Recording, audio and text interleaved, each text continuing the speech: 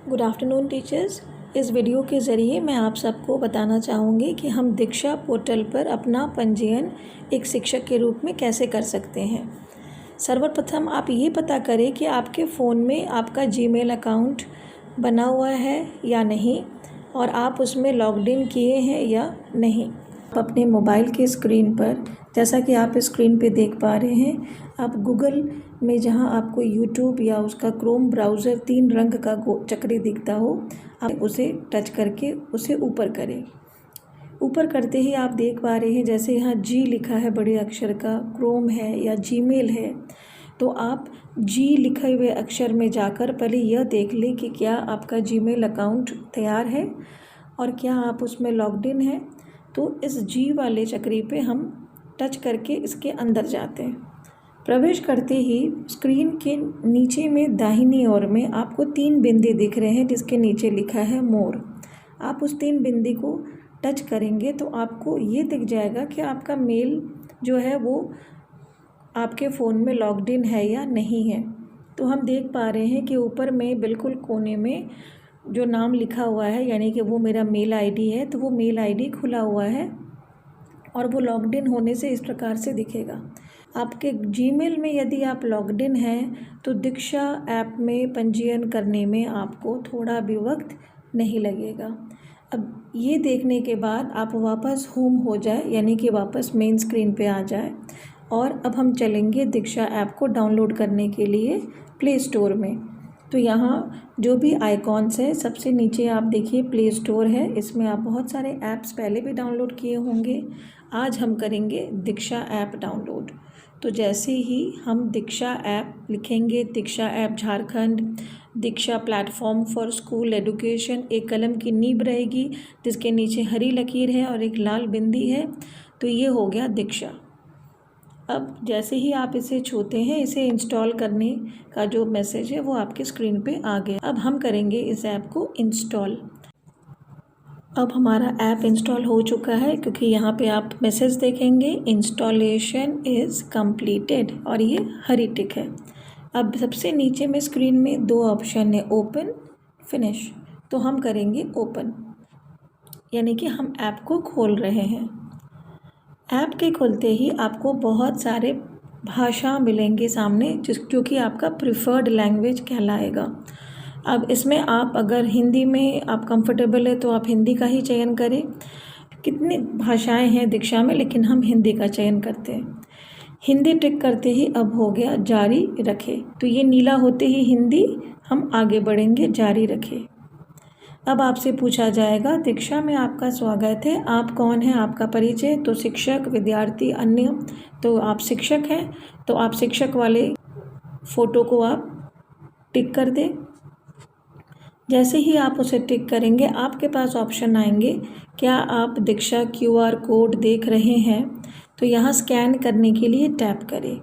यानी यदि आपके किसी भी नए पाठ्य पुस्तक में जो JCERT द्वारा दी गई है उसमें QR कोड है तो आप उसे स्कैन कर सकते हैं, और नहीं तो फिर आप इसको मैन्युअली भी भर सकते हैं।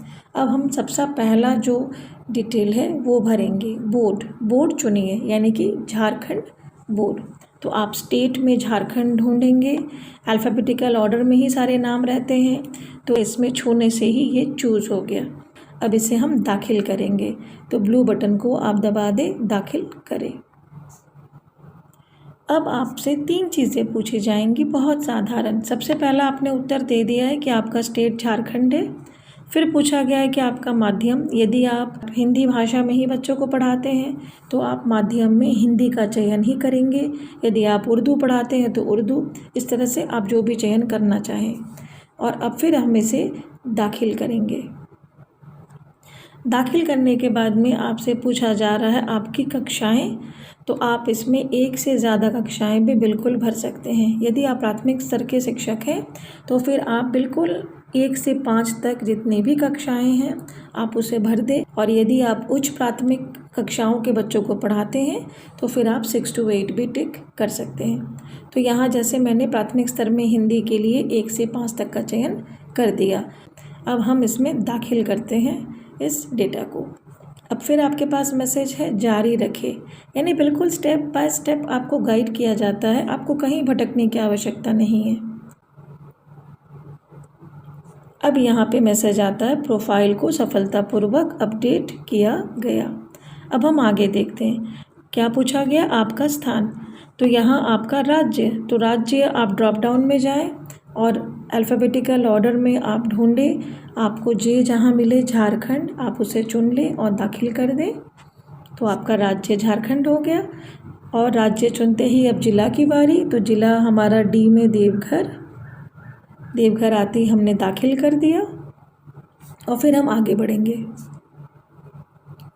अब आगे बढ़ने के बाद में एक ऐसे जूम होकर आता है पाठ्य पुस्तक चुनकर शुरुआत कीजिए। आप देख पा रहे हैं जिसके ऊपर में एक छोटा सा क्रॉस है, दाहिनी और एक छोटा सा एक्स का निशान है, यानी कि वो आप जैसे ही टच करेंगे तो ये हट जाएगा।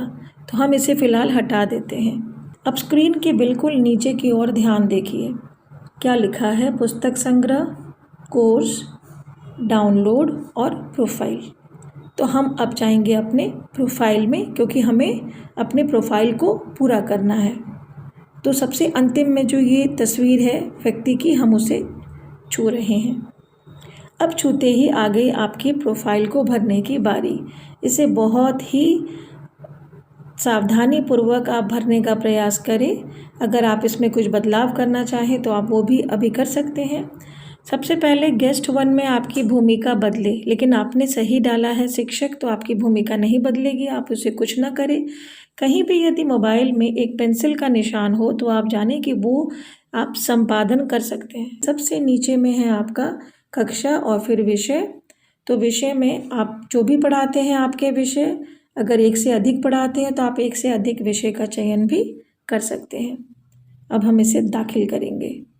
जैसे ही आपका ये पूरा हो गया प्रोफाइल, अब हम इसको आगे बढ़कर सहेजे पे प्रेस करके हम आगे बढ़ जाएंगे।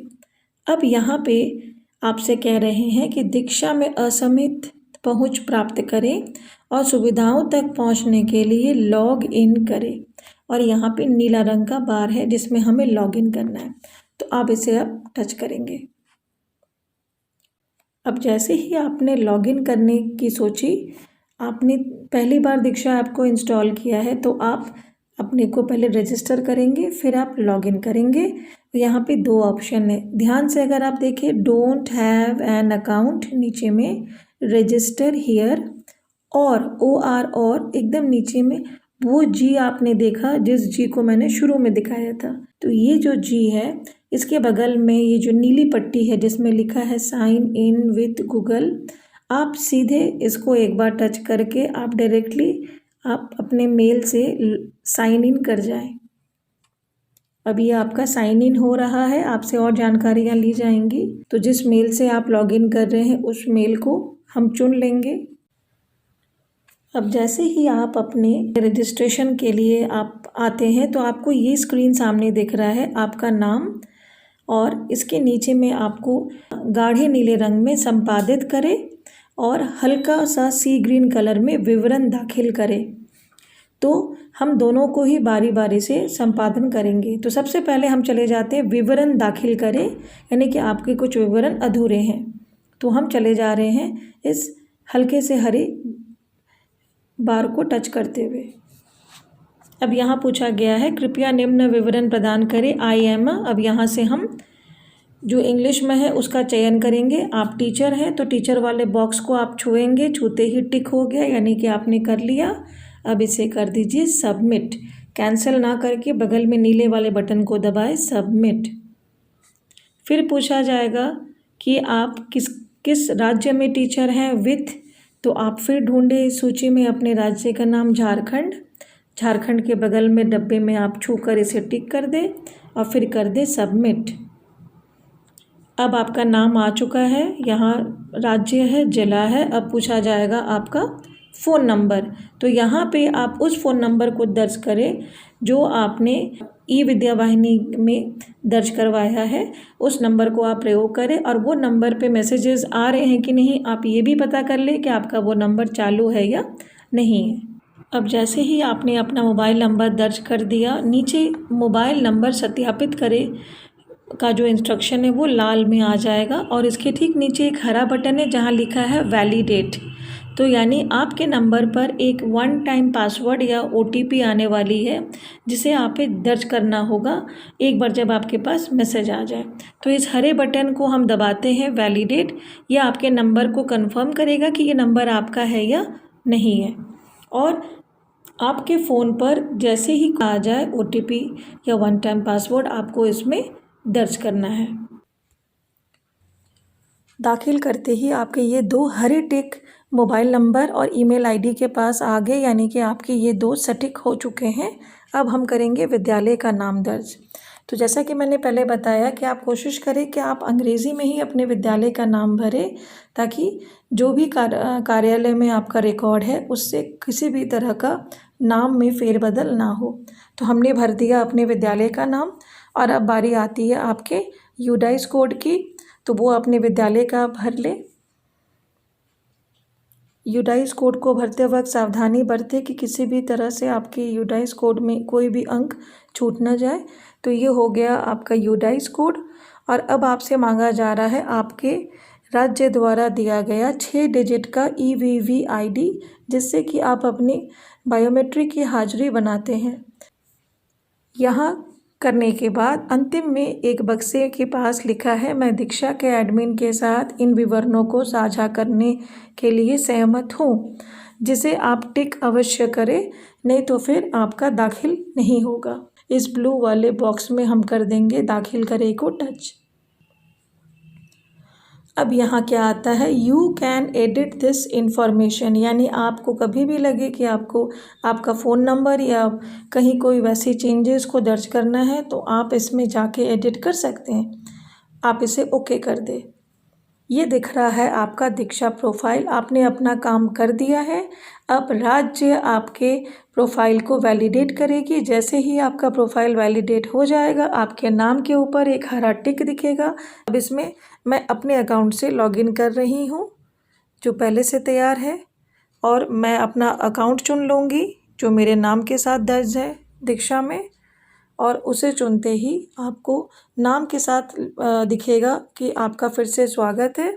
और जब आपका प्रोफाइल वैलिडेट हो जाएगा, जैसे मैंने बताया था कि आपके नाम के अक्षर के ऊपर में एक हरा टिक आपको दिखेगा, यानी कि स्टेट ने आपके क्रेडेंशियल्स को वैलिडेट कर दिया है, आपका मिलान हो चुका है और इस तरह से आपकी प्रोफाइल तैयार है। यदि आपने विद्यादान के तहत कंटेंट भी दीक्षा में दिए हैं तो फिर आपके द्वारा दिए गए कंटेंट भी नीचे में योगदान के रूप में प्रोफाइल में दिखेंगे। लेकिन यहाँ पे कुछ चीज़ें यदि बाकी हैं तो आप दोबारा चेक कर लें। अभी आपको लगे कि कोई डेटा कम है, आप उसे दोबारा भरें। आप ये ना सोचें कि मैंने पहले भर दिया था तो फिर वो क्यों नहीं इसके साथ दिख रहा है। आप दोबारा से भरकर आप एक बार कंफर्म हो लें कि आपकी जानकारी आ चुकी है।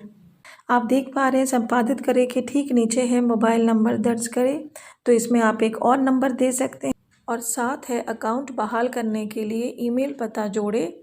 तो आप इसमें एक और मेल आईडी आप दे सकते हैं अपने परिवार के किसी का भी या अपने किसी भी सहकर्मी का, कि यदि आपका किसी कारण से ईमेल नहीं खुलता है या आप पासवर्ड भूल जाते हैं तो उस ईमेल पर भी आपसे संपर्क किया जा सकेगा। तो मैंने एक ईमेल आईडी यहाँ भर दिया है पैरेलल, और अब इस ईमेल आईडी को हम दाखिल कर देंगे। तो दाखिल करते ही आपका दोनों ईमेल आईडी इसमें दिख रहा है। तो ये आपने काम पूरा कर ली। एक बार लॉगिन करने के बाद में आप इसमें से लॉग आउट ना करें तो बेहतर। यदि कभी भी आपको लॉग आउट करने की आवश्यकता महसूस हो तो बिल्कुल दाहिने में आपका प्रोफाइल जो दिख रहा है आप उसको टच करें। टच करते ही इस प्रोफाइल के बाद में यहाँ पे 3 लकीरें हैं ऊपर कोने में, आप उसे छू कर देखें। सबसे नीचे में आपको लॉग आउट का ऑप्शन मिलेगा, आप उसमें जाकर आप लॉग आउट कर सकते हैं। लेकिन लॉगिन करने के बाद में आप दीक्षा पे क्या देखेंगे, तो कोने में पुस्तक संग्रह जो आइकॉन है, इसमें जितनी भी पुस्तकें हमारे झारखंड बोर्ड की हैं वो सारी पुस्तकें PDF के रूप में, वीडियो के रूप में, कहानियाँ सारी दर्ज हैं। तो आप क्लास वाइज अपना माध्यम चुन लें, क्लास चुन लें, और जिस भी किताब को आप देखना चाहें आप बड़े आराम से खोलकर आप उसे कहीं भी चलते में आप पढ़ सकते हैं। साथ में बच्चे भी इसका बिल्कुल भरपूर उपयोग कर सकते हैं। आप उन्हें से बताने की बस देरी है, जैसे ही आप बताएंगे बच्चे खुद जाकर अपनी किताबों को देख सकते हैं। और टीचर्स के लिए जो TPD कोर्सेज की बात हो रही है, टीचर प्रोफेशनल डेवलपमेंट कोर्स, पुस्तक संग्रह के बिल्कुल पास में आपको कोर्स का एक आइकॉन दिख रहा है जिसमें हैट है। उस बड़े टॉपिक को टच करते ही आपको स्टूडेंट कोर्सेज और टीचर कोर्सेज 2 अलग श्रेणी दिखेंगे। इसमें जाकर आप सभी कोर्सेज को देखकर आप चयन कर सकती हैं कि आपको कौन सा कोर्स करना है। तो बस ये था दीक्षा प्रोफाइल में पंजीयन का प्रोसेस। मुझे उम्मीद है कि आप लोग पंजीयन पूरा कर पाएंगे। Thank you.